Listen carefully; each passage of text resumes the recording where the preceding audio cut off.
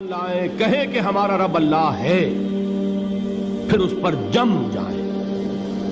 ان پر فرشتوں کا نزول ہوتا ہے، نہ کوئی غم کرو نہ خوف، خوشیاں مناؤ جنت کی جس کا تم سے وعدہ کیا گیا تھا۔ اللہ کی ربوبیت پر اطمینان جب انسان کو ہو جاتا ہے، میرا رب اللہ ہے، ربی اللہ، انسان کے لیے نہ کوئی کھٹکا، نہ کوئی خطرہ، نہ کوئی خوف، نہ کوئی حزن۔ جو کچھ ہو رہا ہے کس کے اذن سے ہو رہا ہے؟ اللہ کے اذن سے۔ اللہ کے اذن کے بغیر پتہ تک نہیں ہلتا۔ یہ کوئی اندھا بہرا مادہ نہیں ہے جس سے مجھے کوئی خوف ہو۔ اندھا بھینسا چلا آ رہا ہو اس سے تو ڈرنے کا ہر انسان کو ڈرنا چاہیے، نہ معلوم کس کو ٹکر مار دے۔ لیکن نہیں، اس کائنات کو چلانے والا ایک سمیع و بصیر خدا ہے، وہ جو میرا دوست ہے، میرا ولی ہے۔ اللہ ولی الذین آمنوا یخرجہم من الظلمات الی النور۔ اللہ اہل ایمان کا ولی ہے، ساتھی ہے، پشت پناہ ہے، مددگار ہے، حمایتی ہے۔ بتائیے جسے یقین ہو جائے کہ اللہ میرا مددگار، اللہ میرا محافظ، اللہ میرا پشت پناہ، اللہ میرا حمایتی، اس کے لیے کوئی خوف ہوگا؟ اس سے کوئی ڈر ہوگا؟ میں مثال دیا کرتا ہوں ایک بہت سادہ، پنجاب کے دیہات کی۔ وہ بڑا چودھری ہے اور کوئی غریب کسان ہے۔ اس غریب کسان کے جانوروں کو ہر وقت اندیشہ ہوگا چوری کا، کوئی میری بھینس کھول کر نہ لے جائے، کوئی میرا بیل کھول کر نہ لے جائے۔ لیکن جس کے بارے میں یہ سب کو معلوم ہو کہ وہ جو بڑا چودھری ہے وہ اس کا دوست ہے، اس کی بچیا کو کوئی خوف ہوگا؟ اس کی بھینس پر کوئی ہاتھ ڈالے گا؟ اسے کوئی اندیشہ ہوگا؟ نہیں۔ کیوں؟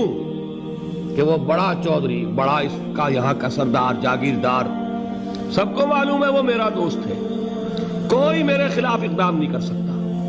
اس دنیا میں یہ چھوٹی سی بات اگر آپ کے دلی اطمینان اور سکون کا باعث بن سکتی ہے تو ذرا تصور کیجئے۔ میں لفظ تصور استعمال کروں گا صرف اس لیے کہ اس کا ہم جس کو کہتے ہیں ادراک اور شعور کر نہیں سکتے، اگر کے ساتھ کر سکتے۔ اگر یقین ہو کہ اللہ میرا مددگار اور یقین ہو کہ اللہ ہر آن میرے ساتھ ہے، پھر کوئی خوف؟ کس کا خوف؟ کوئی شے اللہ سے بالا تر ہے؟ کوئی قوت اس سے زیادہ طاقتور ہے؟ کوئی اس کے ارادے کو بدلنے والا ہے؟ کوئی اس کی مشیت کے آڑے آنے والا ہے؟ یہی بات ہے جو حضور نے فرمائی۔ یہ ایمان کا حاصل ہے لب لباب، کہ دیکھو اچھی طرح اس بات کو ذہن نشین کر لو، اگر تمام انسان مل کر تمہیں کوئی نقصان پہنچانا چاہے نہیں پہنچا سکتے، مگر جو کچھ اللہ نے لکھ دیا ہو، اور تمام انسان مل کر تمہیں کوئی نفع پہنچانا چاہے نہیں پہنچا سکتے، مگر وہ شے جو اللہ نے طے کر دی۔ آپ پھر میں کہوں گا ذرا طاری کیجئے، اسے فرض کیجئے، اسے سوچئے۔ اگر اس حدیث پر ہمارا دل ٹھکا ہوا ہو تو کسی سے ڈر ہوگا؟ یہ مجھے نقصان نہ پہنچا دے، یہ میری رپورٹ خراب نہ کر دے، یہ میری انکریمنٹ نہ رکوا دے، یہ میرا یہ نہ بگاڑ دے، یہ میرے یہ نقصان نہ پہنچا دے۔ اس کا ڈر، اس کا ڈر، اس کا خوف، اس کی خوشامد، اس کے لیے جا کر طرح طرح سے اپنی عزت نفس کو ذلیل کروانا اس کے سامنے، یہ سب کچھ کیوں کرتا ہے انسان؟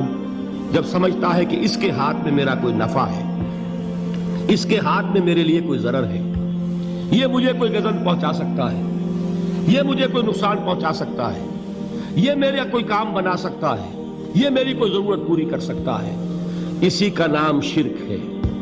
جہاں آپ نے یہ سمجھا کہ غیر اللہ کے اندر کوئی طاقت موجود ہے، وہی شرک ہے۔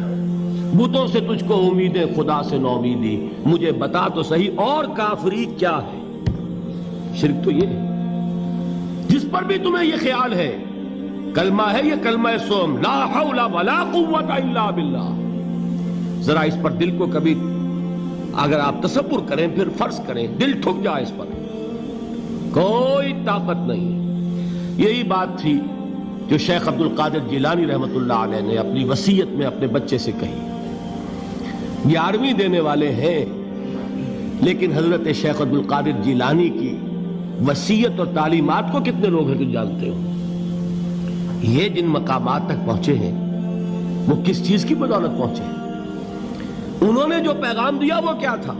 اے میرے بچے، جس طریقے سے قرآن مجید میں حضرت لقمان کی نصیحتیں جو ہے نقل کر دی گئی ہیں، میں یہ عرض کروں گا بالفرض اگر قرآن حضرت عبد القادر جیلانی کے بعد نازل ہوا ہوتا تو شیخ عبد القادر کی یہ نصیحتیں بھی قرآن میں درج ہوتی. اتنی اونچی نصیحتیں ہیں. اے میرے بچے، اس حقیقت کو ذہن نشین کر لے، لا فاعل فی الحقیقت ولا مؤثر الا اللہ.